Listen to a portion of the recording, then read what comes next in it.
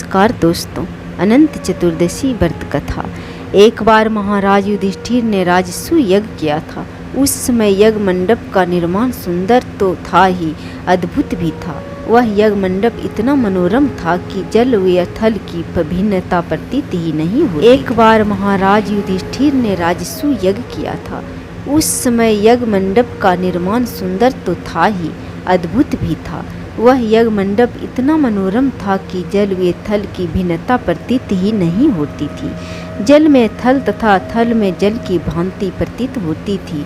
बहुत सावधानी करने पर भी बहुत से व्यक्ति उस अद्भुत मंडप में धोखा खा जाते थे। कहीं से टहलते टहलते दुर्योधन भी उस यज्ञ मंडप में आ गया और एक तालाब को स्थल समझकर उसमें गिर पड़ा।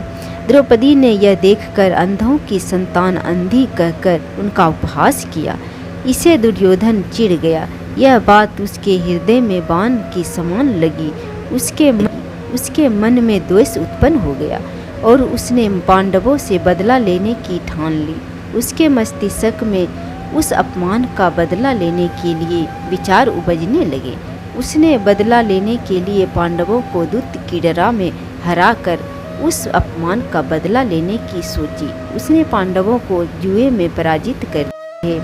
पराजित होने पर प्रतिज्ञानुसार पांडवों को 12 वर्ष के लिए वनवास भोगना पड़ा था।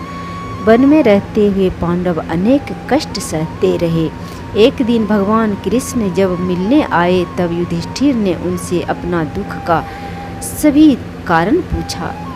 तब श्री कृष्ण ने कहा, हे युधिष्ठिर, तुम विधि पूर्वक अनंत भगवान का व्रत करो। इससे तुम्हारा सारा कष्ट दूर हो जाएगा और तुम्हारा खोया हुआ राज पुनः प्राप्त हो जाएगा।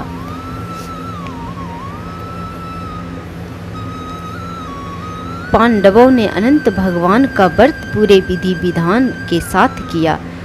सब पांडवों के खोया हुआ राजपाट वापस मिल गया और सभी कष्ट दूर हो गया। महाभारत के युद्ध में भी विजयी प्राप्त कर लिया।